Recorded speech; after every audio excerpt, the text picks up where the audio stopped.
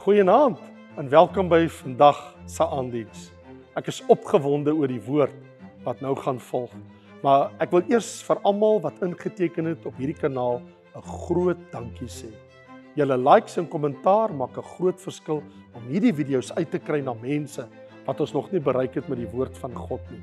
Ons aanlyn gemeente groei elke maand met ongeveer 500 nuwe mense, omdat julle so help om die video's te share deur WhatsApps en ook op Facebook. So vandag, deel asseblief hierdie boodskap met vriende en familie, sodat ons saam elke Afrikaner kan bereik met die goeie nuus van Jesus Christus. Geniet die boodskap wat nou volg en mag dit jou hart aanraak en jou geloof versterk in Jesus Christus, ons Here.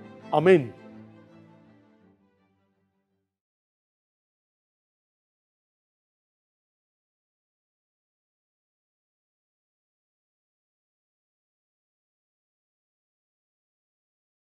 Hartlik welkom vriende. Ek kyk uit om met jou die woord van die Here te deel vanaand. Soos julle weet, die van julle wat elke Sondag gaan kom, wanneer ek hier is, praat ons uit die sendbrief van Jakobus. Het maak my bang, want ek sien ons is nou al by Jakobus 4. Daar's nog net 2 hoofstukke, vriende. So kom ons lees saam, Jakobus 4, vanaf vers 1. Jakobus vra, waarvandaan kom oorloë en vegterye onder julle? Kom hulle nie hiervandaan, van julle welluste, wat in julle lede stryd voer nie? Julle begeer en julle het nie. Julle pleeg moord en is naïwerig en julle kan niks verkry nie. Julle veg en maak oorlog en julle het nie, omdat julle nie bid nie. Julle bid en julle ontvang nie, omdat julle verkeerd bid, om dit in julle welluste deur te bring. Egbrekers en egbreeksters, weet julle nie dat die vriendskap van die wêreld vyandskap teen God is nie? Wie dan 'n vriend van die wêreld wil wees, word 'n vyand van God. Of meen julle dat die skrifte vergeefs sê, met jaloersheid begeer die Gees wat in ons woon. Maar hy gee groter genade, daarom sê hy, God weerstaan die hoogmoediges, maar aan die nederiges gee hy genade. Onderwerp julle dan aan God, weerstaan die duiwel en hy sal van julle wegvlug. Nader tot God en hy sal tot julle nader. Reinig die hande, julle sondaars, en suiwer die harte, julle dubbelhartiges. Weeklaag, treur en ween. Laat julle gelag in treurigheid verander word en julle blydskap in bedruktheid. Verneder julle voor die Here en hy sal julle verhoog. Broeders, moenie van mekaar kwaad spreek nie.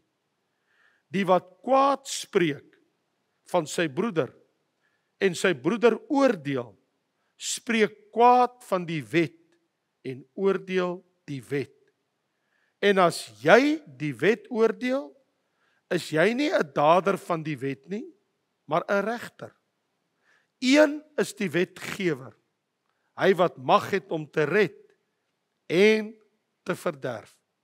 Maar jy, wie is jy wat 'n ander oordeel? Wat 'n woord van Jakobus. Die man klink aggressief.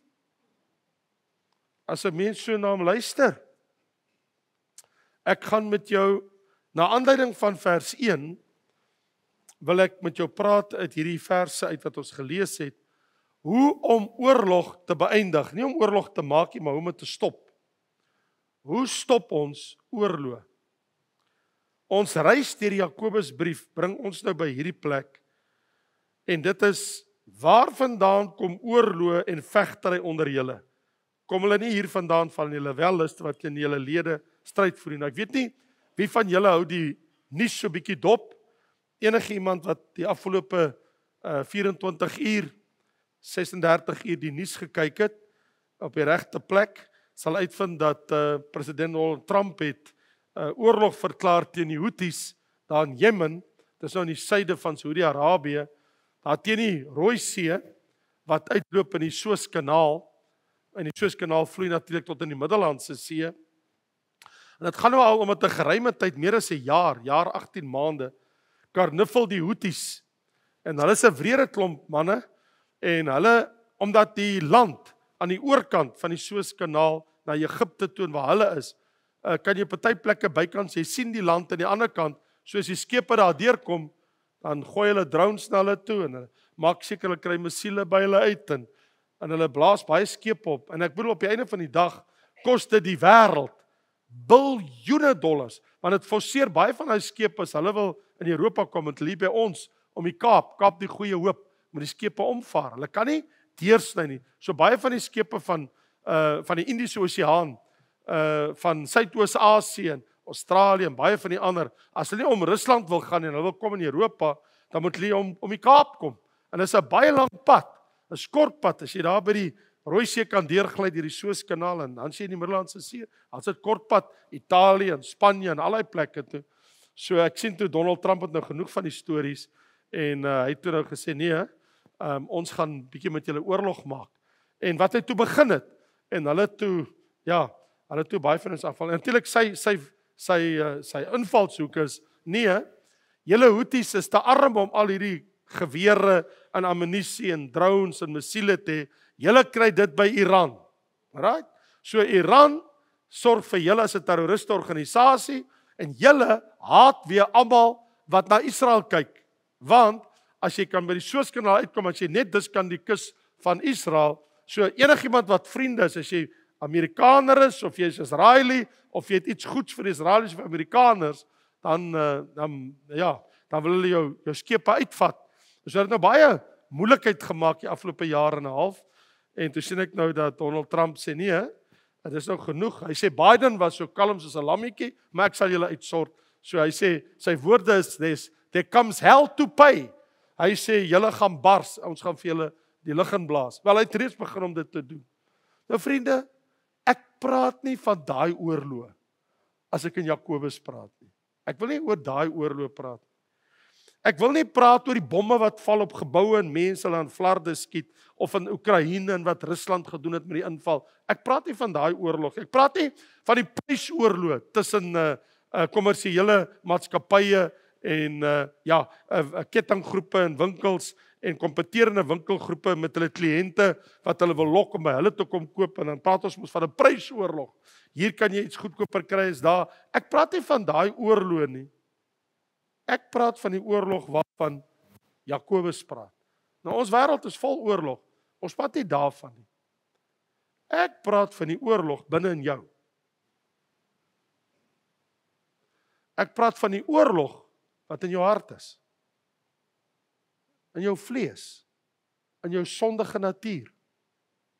Want die oorlog waarvan hy praat, is 'n oorlog wat elke gelowige mee te doen het. Hy sê, waarvandaan kom oorlog en vegterye onder julle? Hy praat met kinders van die Here. Hy sê, ek wil met jou oor daai oorlog praat. Nou, as jy daai 12 verse baie noukeurig lees, sal jy sien, daar's ten minste 3 vlakke, 3 verskillende oorloë waarvan Jakobus praat. Stryd, oorlog, wat in ons is. Want sy vraag is, waarvandaan kom oorlog en vegtery onder julle? En hy praat met Christene. En laat my dink aan Kent Hughes, hy het eendag geskryf, toe sê hy weet van 'n gemeente wat 'n besigheidsvergadering gehou het. En toe breek daar 'n bekleierery uit in die gemeente. Maar so erg dat iemand die polisie gebel het, en hulle moes die 2 strydgroepe in die kerk uitmekaar uitkom maak. Die manne het mekaar vermoor in die kerk. Dit was oorlog in die kerk. Genade. Kyk, die Bybel is ook vol van oorlog, maar oorlog in iemand se hart. Lot. Hy het begin stryd kry teen Abraham. Hy is die broerskind van Abraham. Omdat hulle albei te ryk geword. En die grond is te nou vir Lot en al sy slawe en sy dienaars en al sy diere en Abraham. En Abraham sê, en hy's 'n vredelewende man, hy sê, ons moet nie so met mekaar stry en beklei in ons dienaars, want die dienaars is mekaar se hare, jou mense, my mense, en dis nie mooi nie. En hy sê vir Lot, ons kan nie so lewe nie, ons is familie, ons kan nie so in stryd lewe nie. Hy sê, kies jy maar waar wil jy wees? En julle ken mos die hele storie, jy kan ons nog gaan lees, Genesis 18 en 19, wat nou alles daar gebeur het. Die lang en die kort van alles is, Lot kies toe sy eie pad en groet toe vir Abraham en hy gaan toe voort. Dis nie al nie. Absalom, hy het ook 'n oorlog in sy hart gehad. In die oorlog hier binnekant, Absalom, die seun van koning Dawid, was so erg dat hy met duisende soldate opgetrek teen sy pa. Hy het hulle gemonster. Duisende. En hy sê, ek gaan oorlog maak teen my pa en sy manne. En hy het gekom. En Dawid het gevlug. En julle almal ken die storie hoe Barselaai by die Jordaan, by die druwe gewag het en hom gehelp het om hom en sy koningshuis en almal oor te bring. En julle ken die hele storie. Absalom het selfs by al sy pa se byvroue gaan slaap, in die bed geklim. Absalom, hoekom het hy dit met sy eie pa gedoen? Sy eie pa. Oorlog te maak met sy pa.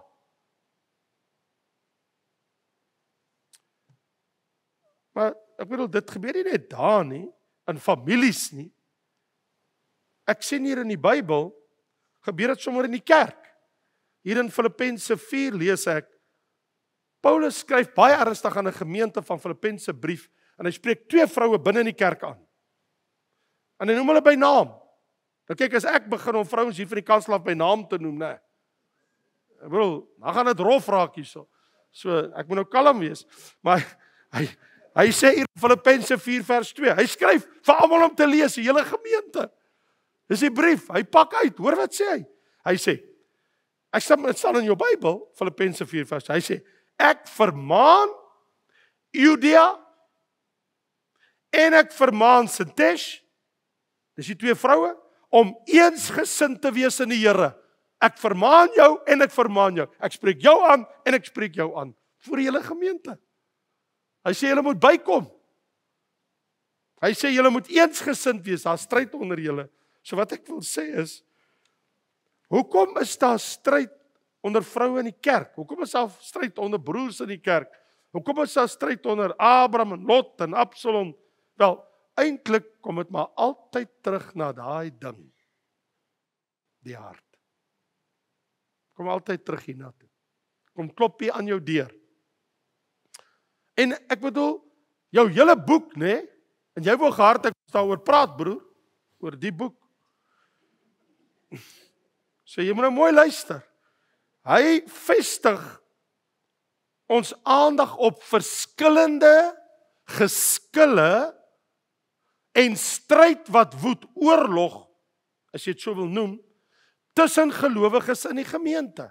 Nou, miskien is dit nie so hooglopend nie. Ek wil nie goed gebeur in ons kerkie, prys die Here, right? Gebeur in baie ander kerke, maar nie hier nie, right? Nou, want in Jakobus 2 vers 1 tot 9 praat hy oor die eeuoue stryd tussen ryk en arm. Mense wat geld het en mense wat behoeftig is. Waar hy sê, by julle die ryke kry aandag en die arme by julle word geïgnoreer. Dit het jy mos nog gesien in hoofstuk 2. En dan sê hy, maar die ryke word geëer en die arme, hy word oneer aangedoen. Hoe kan jy so leef? As 'n gemeente tot daai vlak daal, is jy die wilheid, volgens Jakobus. En dan in hoofstuk 3, het ons gesien die afgelope maande, vers 1, 14 en 16, wanneer hy sê, die stryd en oorlog in die gemeente hier gaan oor posisie in die kerk.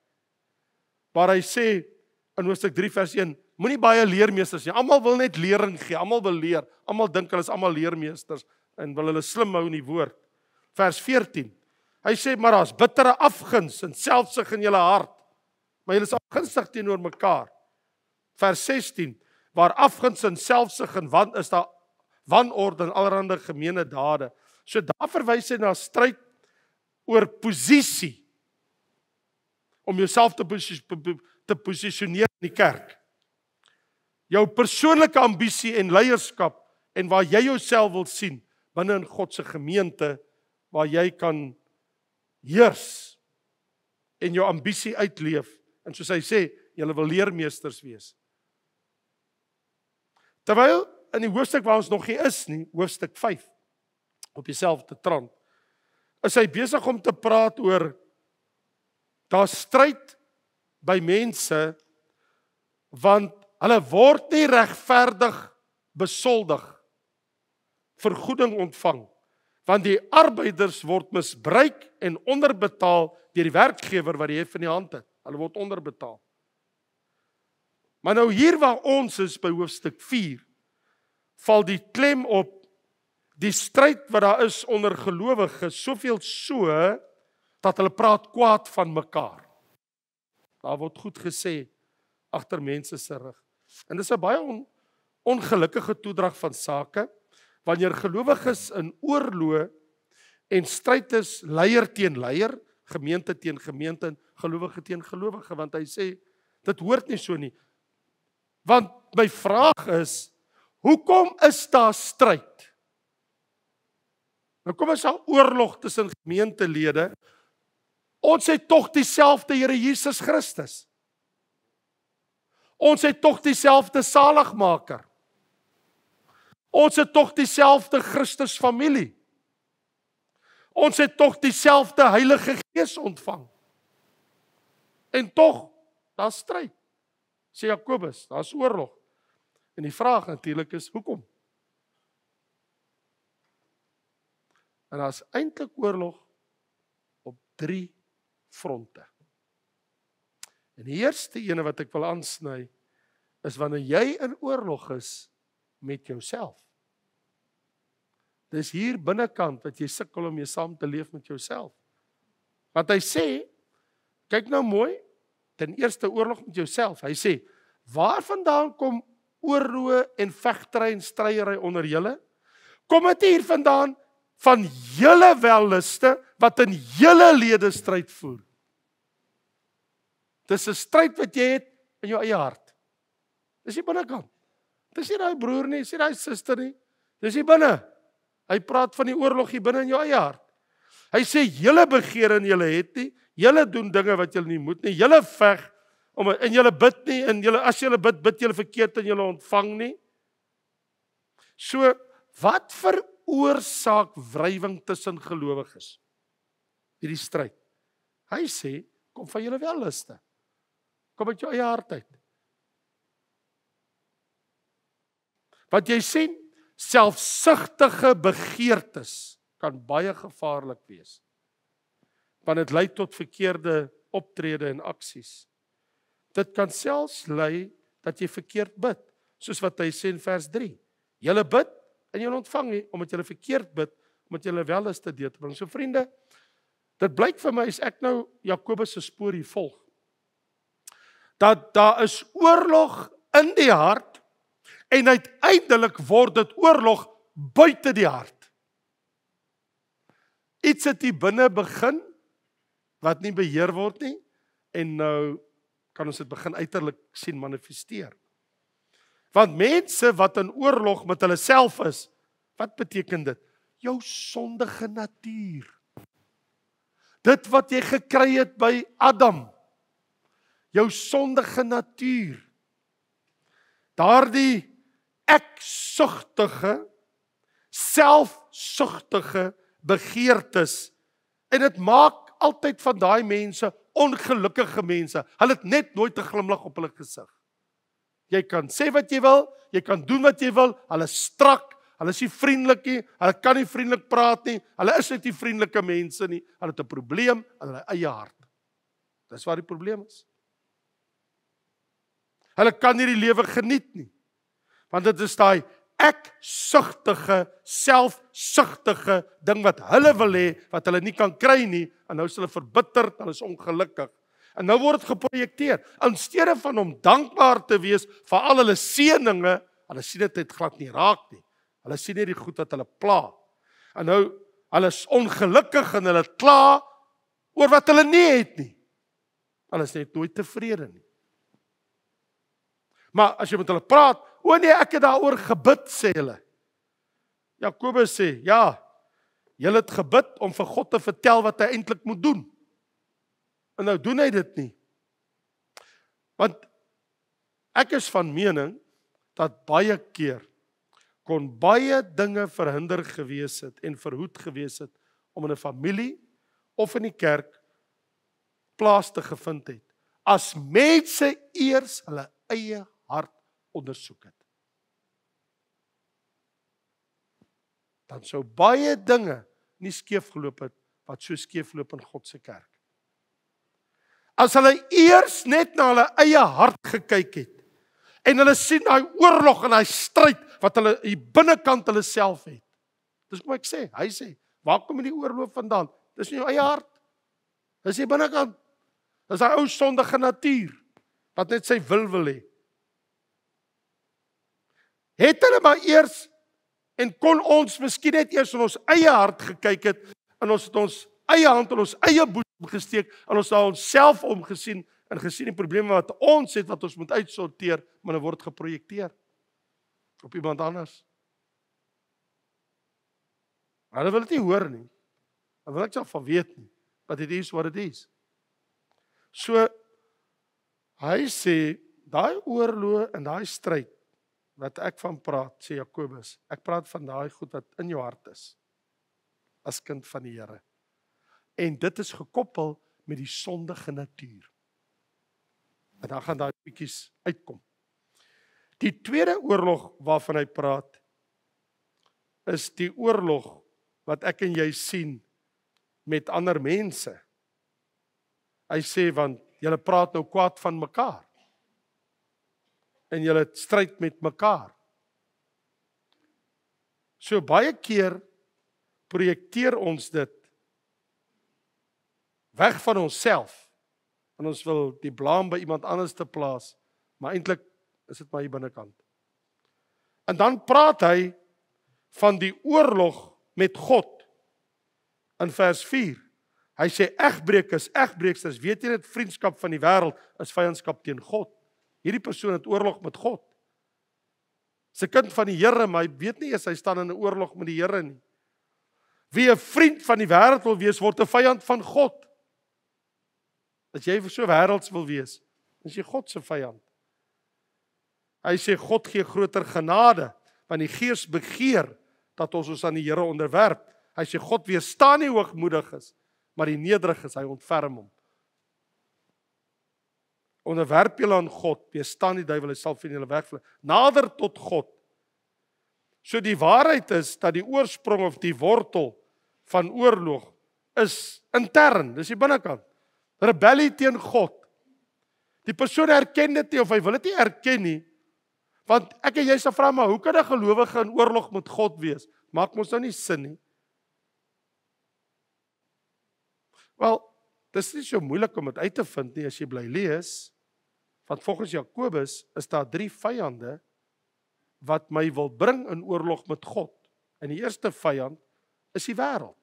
Hy sê in vers 4, egbreekers en egbreeksters, weet julle nie dat vriendskap van die wêreld, hy sê, julle is met Christus getroud. Maar as julle so vriendelik met die wêreld wil wees, en julle wil so hand om die blaas met die wêreld staan, en julle wil so pelly met die wêreld wees, hy sê dan, is jy egbreker, jy is 'n egbreekster. Want jy is nie trou teenoor God. Jy is trou teenoor die wêreld. En die oomblik as jy trou teenoor die wêreld is, dan is jy egbreker. Dis soos 'n man wat ontrou teenoor sy vrou is, of 'n vrou teenoor haar man ontrou is. Hy sê, julle is ontrou teenoor Christus. Nou is julle egbrekers en egbreeksters, want julle is so vriendelik met die wêreld. Kan jy sien, wat is sy invalshoek, Jakobus? Ek bedoel, hy is baie reguit. Ek kan eintlik sê, hy slaan hard. by wyse van spreke met sy morele teologie. Ek kan eintlik letterlik sê, it's in your face. Hy spaar ons nie. Hy draai nie doekies om nie. Ek kon seker gesê het, Jakobus brief is 'n in your face brief. Hy's gedurig in jou gesig. Want hy sê goed wat jy nie eintlik wil hoor nie. Want niemand wil die goed hoor nie. Hy's in your face. Hy sê dit. Hy sê harde woorde. En wanneer hy sê wêreld, bedoel hy die wêreldsisteem. Ander woorde, hy praat van die wêreld, die plek sonder God. Wil jy betrokke raak in 'n wêreld sonder God? Die mensdom apart van God. Dis waarna hy verwys as hy praat van die wêreld. So in sy invalshoek is wel vriendskap met 'n sondige wêreldsisteem is en lei later om gelykvormig te word aan die wêreld. Dit weer beteken dat jy skei van Christus. Dit weer maak jou 'n egbreker en 'n egbreekster. En nou pleeg jy egbreek teen Christus, want jy's meer vriendelik met die wêreld as met die Here Jesus. En hy sê, julle kan nie so lewe nie. Julle moet getrou aan Christus wees. Die wêreld, hy sê, dit staan hier op swart en wit, die wêreld is in vyandskap met God. En as jy so pelly met die wêreld wil wees, dan is jy 'n vyand van God. Nou is jy in oorlog met God. Die vyand nommer 2 wat hy identifiseer is jou vlees. Vers 1 en vers 5. Hy sê dit kom uit julle eie wellustheid in vers 5 dat die skrif begeer en wil in ons woon. Wanneer hy sê die vlees en die sondige begeertes van die vlees, dan bedoel hy die ou sondige natuur. Want onthou, ek en jy as kind van God, ons het mos 2 nature in ons, die sondige natuur en die goddelike natuur. Die goddelike natuur het ons gekry met wedergeboorte. Ons is deelgenote van God se natuur. So die kind van God het 2 nature in hom. Die een is volgens die gees, die ander is volgens die vlees. So as ek volgens die vlees leef, dan bedoel dit dat, en nou moet ek net gou iets sê, wanneer ons altyd die woord gebruik vlees in die Bybel, in die sin van wanneer ons byvoorbeeld soos in hierdie 'n gesprek wat ek nou met jou voer, die vlees in die konteks verwys hy na wat jy hier sien, vlees en bloed nie, niks hiermee te doen nie. Dat het nie met my liggaam te doen nie. Die vlees in hierdie konteks, want is nie my liggaam nie. Die liggaam is nie sondig. Die liggaam is neutraal. Dis die sondige natuur binne in die liggaam. Wat die liggaam laat dinge doen. So die sondige natuur in ons, wat ons laat sonde doen. So wanneer ons tot wedergeboorte kom, en dat ons 2 Petrus, waar hy sê ons is deelgenote, Petrus 1 vers 3 en 4, van die goddelike natuur, dan bedoel hy, nie, die ou sondige natuur is dood, het verander, is hervorm, of verwyder uit my uit nie, want dit is nie. Ek is opgeskeep met hierdie sondige natuur in my, tot ek my asem uitblaas. Of tot die wegraping. Jy gaan nie ontslaa raak van jou sondige natuur nie. Jy is daarmee gebore, en jy sal daarmee sterwe. So hy gaan jou altyd karnival. Hy wil altyd jou aandag hê. Die goddelike natuur is heilig, en regverdig en lewe volgens God se wil. So jy kan, as jy byvoorbeeld na Galasiërs toe gaan, dat jy mos nou duidelik sien, hoe opereer die sondige natuur. Hier staan Galasiërs 5 vers 16. Wandel deur die Gees, aan die woorde, leef volgens die Heilige Gees in die nuwe goddelike natuur, want dan sal julle nooit die begeerlikheid van die vlees volbring nie, want die vlees, die sondige natuur, begeer teen die Gees, en die Gees teen die vlees, hulle staan teenoor mekaar, sodat julle nie kan doen wat julle wil nie. So, ons het almal 'n probleem. Ons het daai ou sondige man in ons, die old man, en hy wil net nie dood nie. Dis kom die Bybel sê in Romeine 6 vers 11, reken dat jy vir die sonde dood is. So die vlees, die sondige natuur, is in vyandskap met God. En so Romeine 8 is dan ook baie duidelik oor dit in vers 7, waar die Bybel sê, wat die vlees bedink, is vyandskap teen God. Dit onderwerp hom in die wet van God nie, dit kan ook nie, en wat in die vlees is, kan God nie behaag nie. Raai jy dit? Alles van die sondige natuur behaag God nie. So as jy vir my sê, ek wil die Here behaag, kill the old nature. Ag hom dood. Ons gee nie aandag aan hom nie. En natuurlik vyand nommer 3, wat ons duidelik hier kon sien, in Jakobus hoofstuk 4, vers 6 en vers 7, waar hy sê, maar God gee groter genade, hy weerstaan die hoogmoediges en die nederiges gee hy genade, onderwerp julle aan God, weerstaan die duiwel. En hy sal van julle, so hier is die ander ene. So nie net het ek die wêreld, wat my sondige natuur roep daarna nie, maar sien ek ook hierin, die vyand, die duiwel, hy wil my ook, so die wêreld wil my verlei, die sondige natuur roep my, en die duiwel. En die duiwel wil nie hê, ek moet my voor God verneder nie. Die duiwel wil my ego streel, waar ek my eie ek kan uitleef, want dis wie hy is. Hy wou soos God gewees het. En dit het sy val gebring, 'n hoogmoedige, arrogante engel, Lucifer, wat toe tot 'n val gekom het. So, ek sê weer, ons worsteling, ons oorlog, is met 3 vyande. Die wêreld, die vlees, en die duiwel. Jy kan maar gaan kyk, enige moeilikheid wat jy kry, dis of die duiwel, of is jou sondige vlees, of is die dinge van die wêreld. Dit is op 'n ander gebied nie. Daar kom niks anders te wat uit die lug uitval nie. Dis een van hierdie dinge. Maar natuurlik, die vraag is, hoe nou gemaak? Wat doen ek? En Jakobus se antwoord is baie eenvoudig. Hy sê in vers 7, onderwerp julle aan God. Dis wat jy doen. Onderwerp jou aan die Here. Nou, kom ek help jou. Die woordjie onderwerp mag miskien pastoor Adrie verskriklik interesseer, omdat hy oud-generaal is, en ook vir Len, wat vanaand hier sit, Len van Wyk, wat ook 'n oud-generaal is. Het julle geweet, broer-generaals, dat die woordjie onderwerp hier is 'n militêre term. En militêr in hierdie opsig, kom in jou regte rang. Kan jy dink wat 'n chaos is daar, wanneer 'n voetsoldaat, 'n troep, optree soos 'n generaal? Maar dan jy moeilikheid. Kyk, as jy nou wil moeilikheid hê, dan moet 'n troep rang trek soos 'n generaal. Jy chaos. En dis presies wat Jakobus sê. Moenie rang trek nie.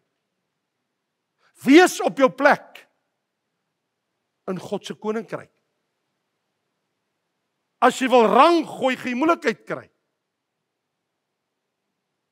Kan jy nou dink as 'n troep wil optree soos 'n generaal? Genade.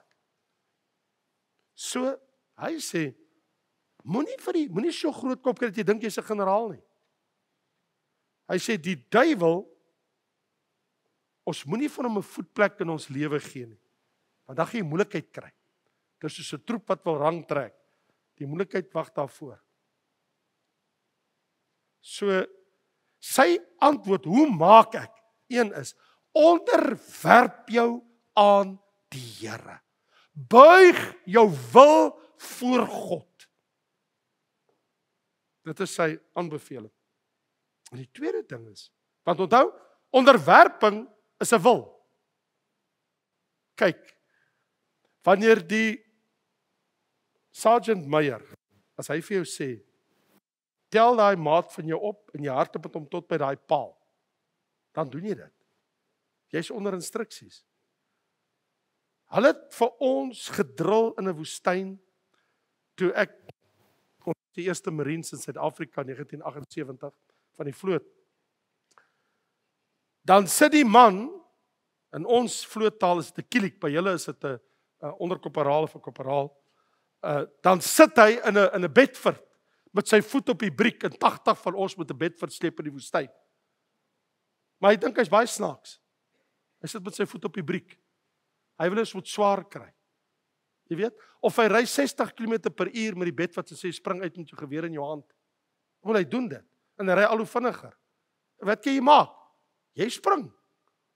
Jy val jou in, dis nervus en as jy nie weet hoe om dit te doen nie, maar jy voer instruksies uit. Jy onderwerp jou. Jy het nie 'n keuse nie. En een van ons pelle, ou Viljoen, hy was so lekker mal. Hy het die bevelvoerder gejaag met 'n mes in die nag, toe het te veel bier in dit. Hulle het hom toegesluit. Jy kan mos nie dit doen nie. Ja. Hy is toe in detensie vir 3 maande, ou Viljoen. Altyd Viljoen wat moeilikheid gemaak het. Onderwerp jou. Daar's party ons, hulle kan dit net nie doen nie. Maar jy leer baie vinnig as jy in God se weermag is. As jy op die regte plek wil wees, onderwerp jy jou aan die Here. Dit bring jou op die regte plek. Want die ander ding is, nou sê hy, wat jy ook moet doen, nader tot God. Soek die Here. Hoor wat sê hy daar in vers 8. Nader tot God en hy sal tot julle nader. Dis die tweede ding wat jy doen.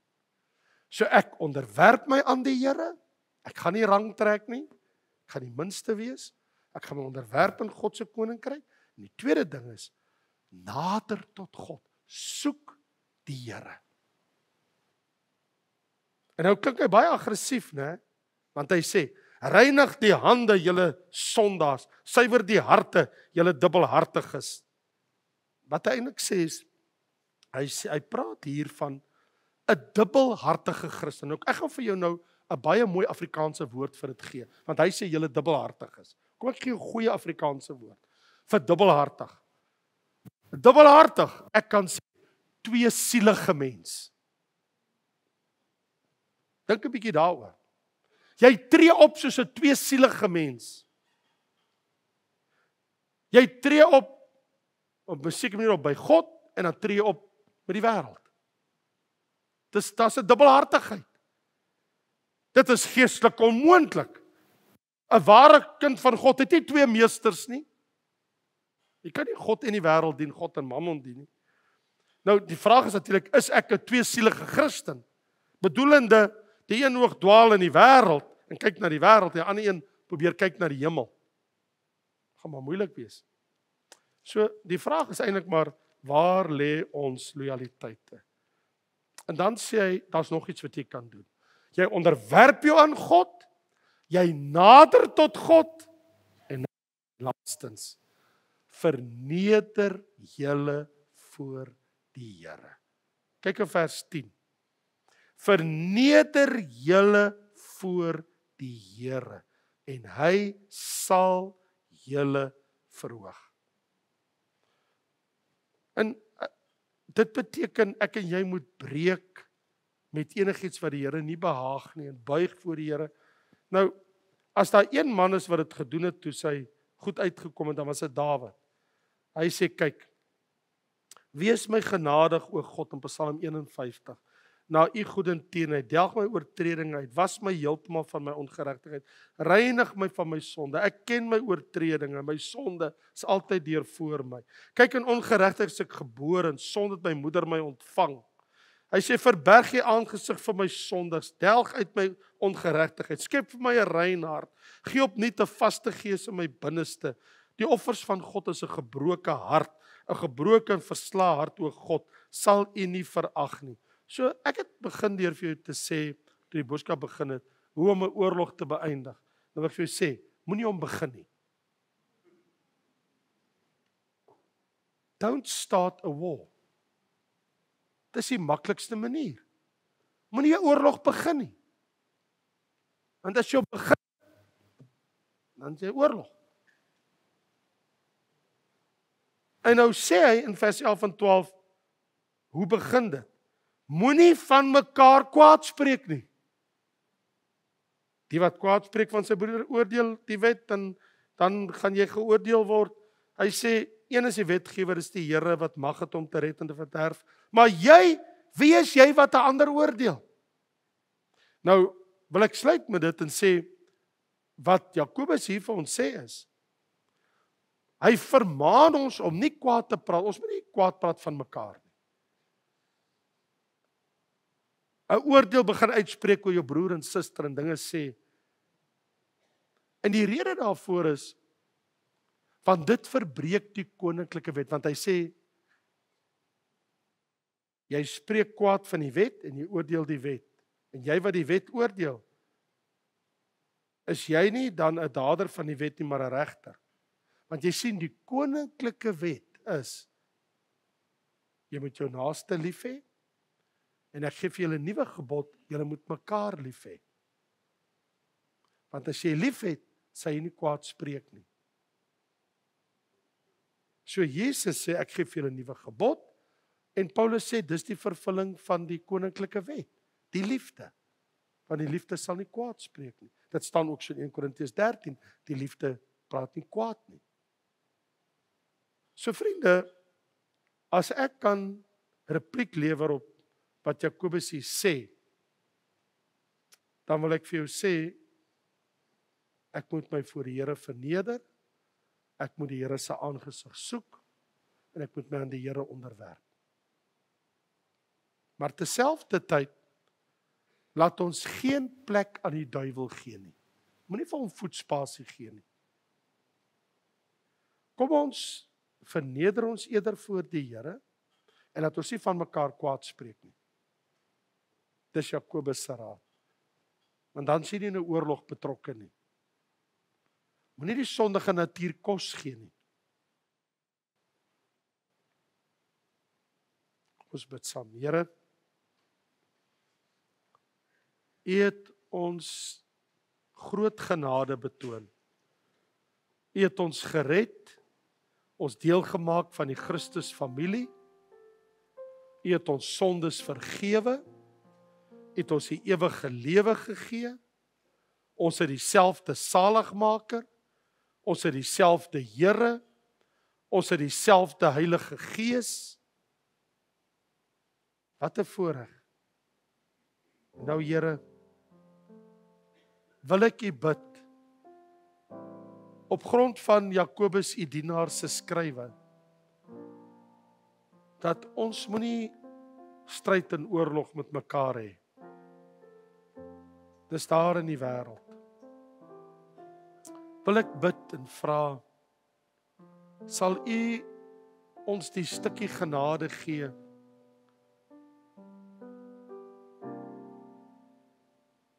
waar ons aan U kan onderwerp, en ons voor U verneder, en die duiwel weerstaan, terwyl ons U aangesig soek en tot U nader. Here, help my om nie vriend van die wêreld te wees nie, maar 'n vriend van God te wees. Help my om vrede met U te hê. En help my, Here, dat ek nie sal kwaad spreek van my broer en my suster. Want ek weet U gee aan die nederiges genade, en ek weet ook dat ek nie die reg het om ander te oordeel,